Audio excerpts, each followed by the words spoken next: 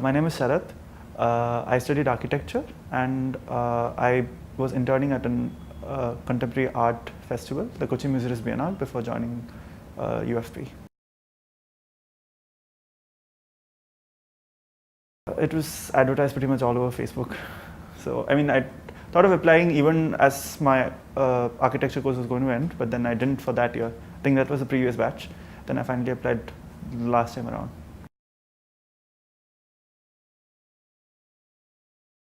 I studied architecture, so when you hear about an urban fellowship, you have the expectation that you're going to learn a lot of urban design and then, let's say, some humanities to kind of back that up. And I think the built form and city design and all of that would kind of take center stage. It took center stage in my imagination. And I found that that was not it. And, I mean, it had been a pleasant surprise anyway. I think I learned a lot of things which I didn't know that I needed to know. So in that way, it's been good so far. There's a lot of self exploration and self discovery. I mean, what you learn here can only take you so far, but they leave your avenues open for you to kind of discover what it is that you really want to do. And I think it's great in the fact that it's very flexible that way. You can decide the kind of way that you want to pursue what you want to do here also, and what you want to do even afterwards. And coming from the kind of things that you're used to, where there's a lot less flexibility, that I think that has been the best thing so far. And the whole group also, of course. You kind of tend to internalize the process of making sure that any process, anywhere you go, whether it's a job or education or whatever, you kind of tend to involve everyone. You kind of tend to make sure that everyone, all the stakeholders who are there, get involved and make sure that it's a collaborative process from the ground up.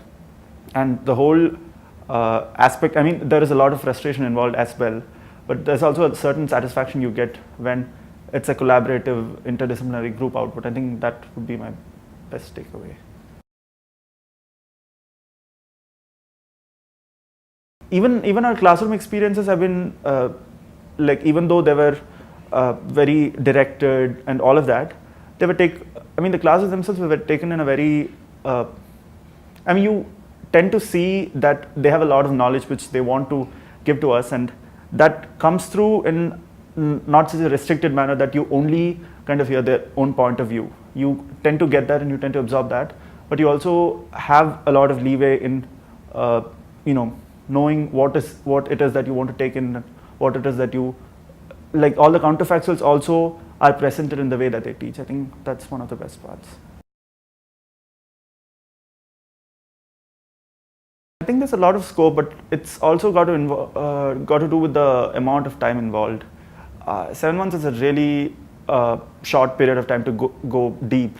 And you go really, there's a lot of breadth involved, but there's not much depth, and that I think is something which a lot of my classmates also would agree with. And in that sense, you get a taste of all the things which are there, but you're always kind of left hanging, that you don't know what it is that you are really going to take forward from there on. And in that sense, you get a taste of interdisciplinarity, but you quite do not get to dip your feet in and see. I mean, you get to dip your feet in, but you don't really get to know what it is that you need to take forward. That's there.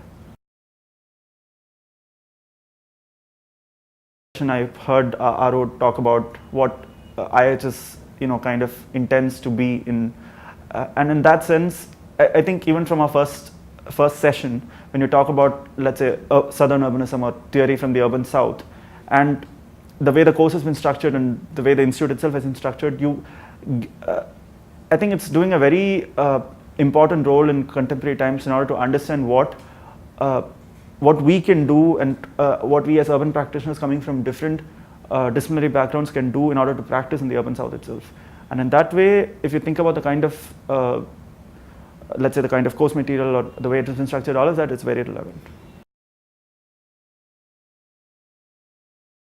You should know that they should know that this is not a specialized course in that sense.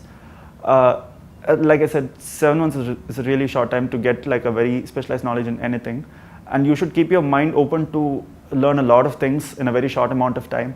and to not get frustrated with that, and to I mean, you have to be proactive in the sense that you constantly have to be on the move to understand what it is that you want to take forward, and that will not be handed to you on a platter. So that proactive nature has to come from you. Commons and the practical kind of work together pretty well, but when coming to the electives week, when you consider the range of, let's say, subjects offered, there'd been a certain, I mean, it was not a this or a that easy choice for a lot of things, because you'd want to learn both of, and I don't know if that's a good thing, in the sense that you have an interest in both the things and yet you're forced to make a hard choice. So in that sense, it's not really two ends of a spectrum that they're offering, it's something in the middle. And so in terms of the range of things that are involved, I think there could be much wider scope in that sense. So I'm working with the Urban Informatics Lab. I'm working on a project called intracity variation using primary and secondary research.